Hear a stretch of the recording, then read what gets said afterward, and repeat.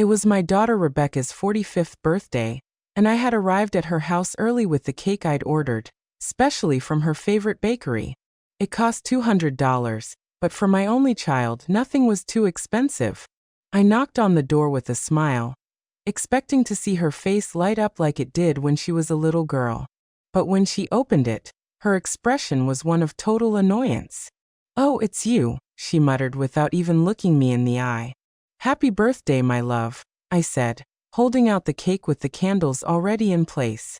"I brought your favorite chocolate with strawberries, just like when you were a kid." Rebecca sighed deeply as if my presence were an unbearable burden. "Mom, we need to talk," she said dryly, letting me inside without even a thank you for the cake. We sat down in the living room of her beautiful home, a house that I had completely financed when she and David got married. It had been $50,000 that I'd pulled from my life savings. Money I'd saved penny by penny, working double shifts as a nurse for 40 years. "You know, Mom," Rebecca began in that cold voice she had developed over the past few years, "I've been thinking a lot about my birthday, about presents, and about what would truly make me happy." I nodded enthusiastically. "Of course, my love. Tell me what you want, and I'll get it for you. A trip, some jewelry, maybe that new car you mentioned." Rebecca looked me straight in the eye, and what I saw there chilled me to the bone. It was pure contempt. "The one thing I'd love most as a birthday present," she said slowly, savoring each word, "is for you to just die." The world stopped. I literally felt as if someone had ripped my heart from my chest. Her words echoed in my ears like an endless loop. My daughter, my own daughter, had wished for my death as a birthday gift. "What? What did you just say?" I managed to whisper, feeling tears welling up in my eyes. "You heard me," she continued with a coldness that cut through me like knives. "I'm tired of you, Mom. Tired of your constant calls, your unexpected visits, of you always being here bothering me. My life would be so much easier and happier if you would just disappear." My hands were shaking uncontrollably. 72 years of living, 45 years of being her mother. And I never ever thought I would hear those words come out of her mouth. "Rebecca," I managed to say between sobs, "I'm your mother. I've given you everything. I've sacrificed everything for you." "Exactly," she interrupted, standing up from the sofa. "And that's why you're suffocating me. I can't breathe with your constant presence. I need freedom. I need you to let me live my life without your drama and your emotional needs." The $200 cake was still in my hands, the candles beginning to melt. Everything I had dreamed for that day, hugs, laughter, maybe a family dinner, vanished like smoke. "But honey," I tried one more time, "I just want to be close to you, to be a part of your life. You're all I have." "And that's exactly the problem," she replied, crossing her arms. "The fact that I'm all you have. Go get a life of your own, and leave me alone." I got up from the sofa, my legs trembling, carrying that cake that now felt like a mockery. "I can't believe you're saying this to me," I murmured. "After everything I've done for you. Everything you've done?" She laughed sarcastically. "Mom, everything you've done has been for your own benefit. To feel needed, to have control over my life. But I'm not a little girl anymore." I walked toward the door, feeling as if each step was costing me years of my life. As I reached the threshold, I turned one last time, hoping to see some regret in her eyes, some sign of the sweet little girl she once was. But I only saw impatience. Impatience for me to leave so she could finally celebrate her birthday without the nuisance I represented. "Happy birthday, Rebecca," I murmured.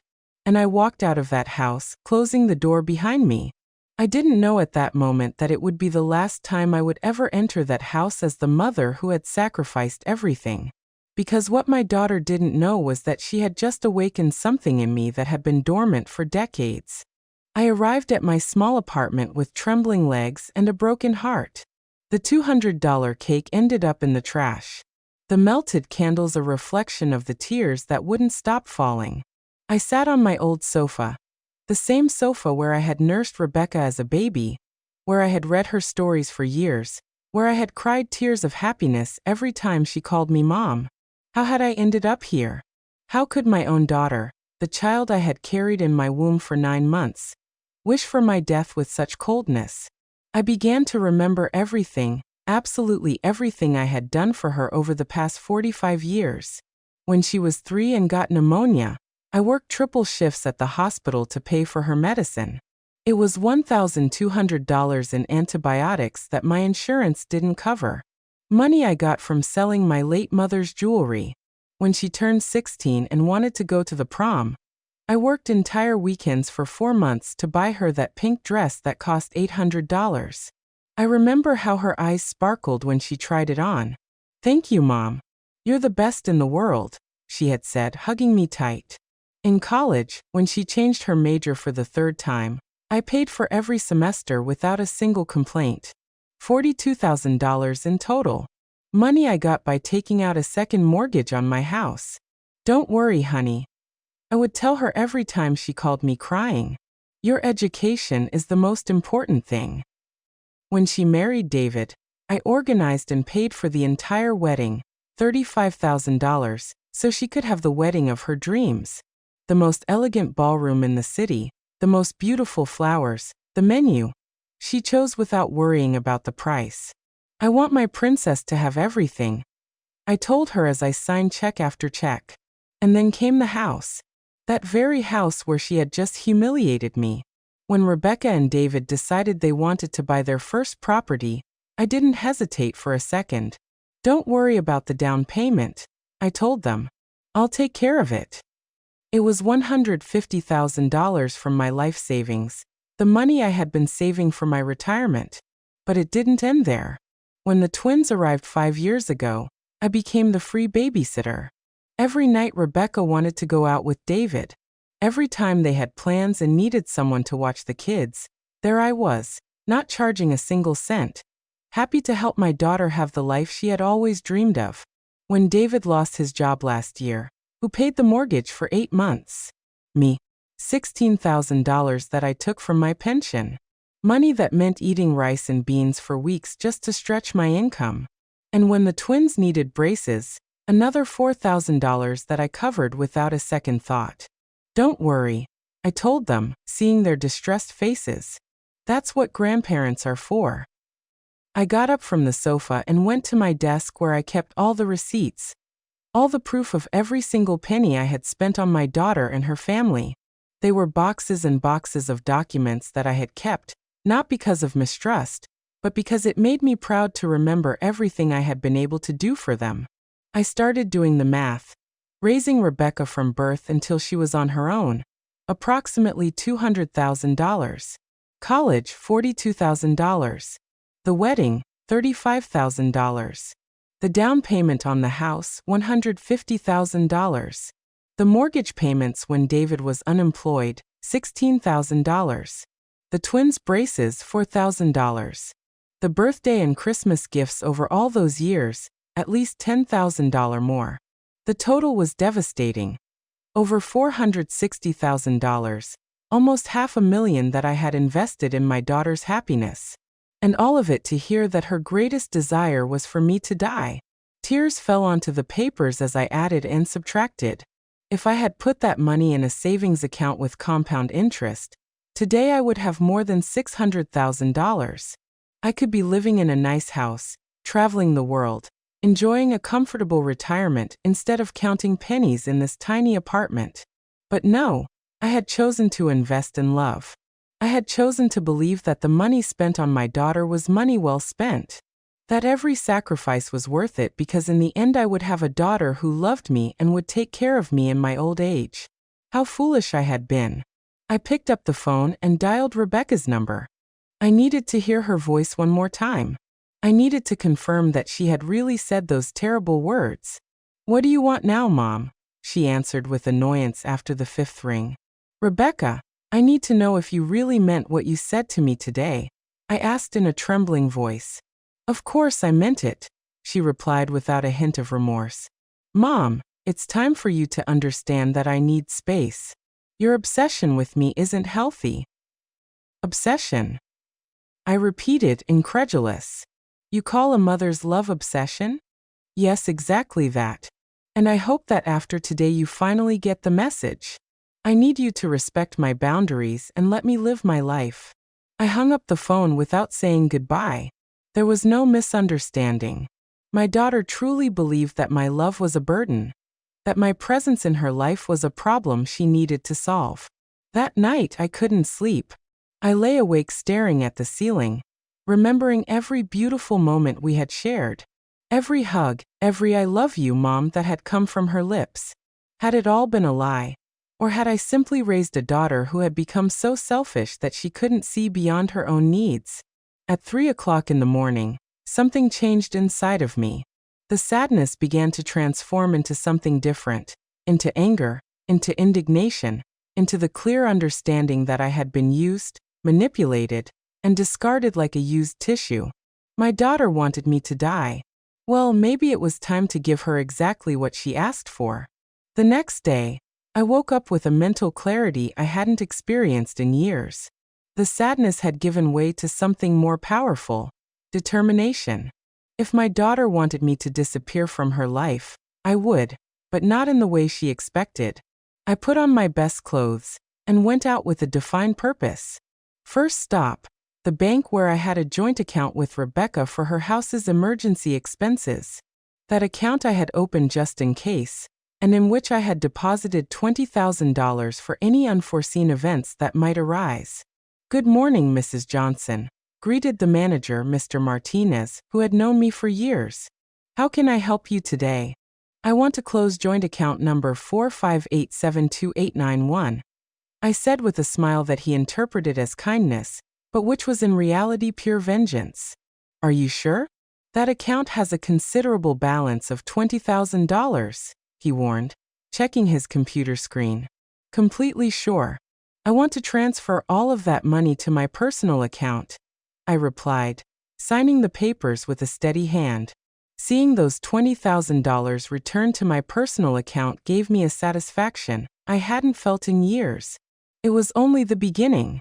Next stop, the mortgage loan office. During the past year, when David was unemployed, I had co-signed their mortgage. That meant that if they couldn't pay, the responsibility fell on me. But it also meant that I had rights to that property. "Mrs. Johnson," the loan officer, Ms. Williams, greeted me. "What brings you here?" "I want to review the mortgage contract where I appear as a co-signer," I explained. "I need to understand exactly what my rights and obligations are." While she looked for the documents, I remembered the day I signed those papers. Rebecca had cried with emotion. "Thank you, Mom. I don't know what we'd do without you. You're our savior," she had said, hugging me tight. David had also thanked me, promising me they would never have late payments. "Here are the documents," Ms. Williams said, placing a thick folder in front of me. "As a co-signer, you are responsible for the payments if the primary holders cannot make them. But you also have the right to reclaim the property if you believe the debtors won't be able to fulfill their obligations." "Exactly," I completed, examining the papers carefully. "Is there a problem with the payments?" she asked with professional concern. "I'm evaluating the situation," I replied, putting a copy of all the documents in my bag. "What would I have to do if I decided to exercise my rights as co-signer?" "You would have to demonstrate that there's a risk of default, or that there have already been significant delays. In your case, I see that you covered 8 months of payments last year, which is already sufficient evidence that the primary holders lack financial stability." Perfect. David had lost his job again last week. Information that Rebecca had given me without thinking about the implications. She thought she was asking for help indirectly, but what she was really giving me were the weapons for my revenge. I left that office with a smile. My dear daughter had no idea of the storm that was brewing. Third stop, my personal lawyer, Mr. Anil Adams, a 70-year-old man who had been a friend of my late husband's. He knew my entire family situation and had witnessed my sacrifices for Rebecca for decades. "Julieta," he greeted me warmly. "What brings you to my office? It's not common to see you here." "Anil, I need your help with something very important," I told him, sitting in front of his desk. I want to completely change my will. His eyebrows shot up in surprise. Has something happened with Rebecca? I told him everything. Every hurtful word, every moment of contempt, the coldness with which she had wished for my death on her own birthday. Anil listened to me in silence, his expression becoming more serious with each detail. Julieta, he said finally, I'm so sorry for what you're going through. I never thought Rebecca was capable of something like that after everything you've done for her. Me neither, I sighed. But I've made my decision. I want to change my will and leave everything to a charitable organization. I also want to set up a trust fund for my grandchildren, but Rebecca can't have access to that money until they turn 25. That can be done. Anil nodded, taking notes. Do you also want to change the beneficiaries of your life insurance? Of course. Anything with Rebecca's name on it, I want to change it. My daughter wants me to die, but when I do, she's not going to receive a single penny from me. We spent 2 hours reviewing all my legal documents, my $100,000 life insurance policy, my savings, my apartment, my investments. Everything that had once been designated for Rebecca would now go to the Orphans Foundation, where I had worked as a volunteer for years. There's something else, I said when we were finishing. I want you to prepare all the documents to reclaim the house where Rebecca lives. As the co-signer of the mortgage, I have rights. And her husband just lost his job again. Anil's eyes lit up with understanding. Now I see where you're going with all of this. Are you sure you want to go that far? Completely sure, I replied with a determination that surprised even myself. My daughter told me her life would be easier if I disappeared. Well, I'm going to disappear, but first, I'm going to make sure she understands exactly what it means to live without me and without everything I've done for her. When I left Anil's office, it was already dark. I walked through the streets of my neighborhood feeling renewed, as if I had woken up from a very long dream. For 45 years, I had lived for Rebecca. I had sacrificed my own dreams and desires to give her everything she wanted, but no more. I got back to my apartment and poured myself a glass of wine, something I hadn't done in years. Toasting myself was something completely new, but it felt incredibly liberating. I took out my phone and dialed a number I had saved months ago, but had never dared to use. It was for a travel agency specializing in retirees that offered packages for living abroad. Good evening. This is Julieta Johnson, I said when they answered. I saw your promotion about living in Switzerland.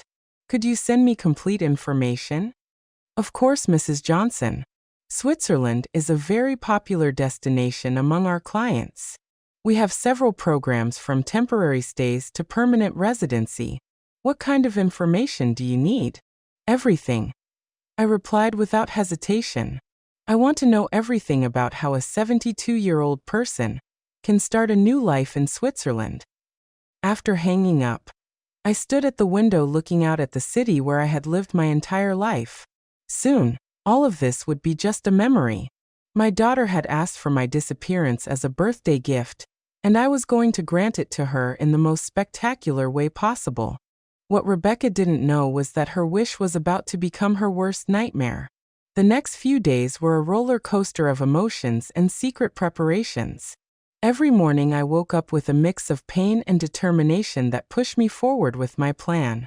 It was as if I had woken from a long slumber where I had lived only to please my daughter, and now finally I was living for myself. On Wednesday morning my phone rang. It was Rebecca. For a moment, my heart sped up, thinking that maybe she had reconsidered, that she might apologize for the terrible words she had said. How naive I still was. Mom, she said in that cold voice she had adopted lately, I need you to do me a favor. Not even a hello or how are you, she went straight to the point, as if I were her personal assistant. What do you need? I asked, curious to see how far her audacity would go. The twins have a presentation at school on Friday, and David and I have an important work dinner. Could you watch them that night? The irony was delicious.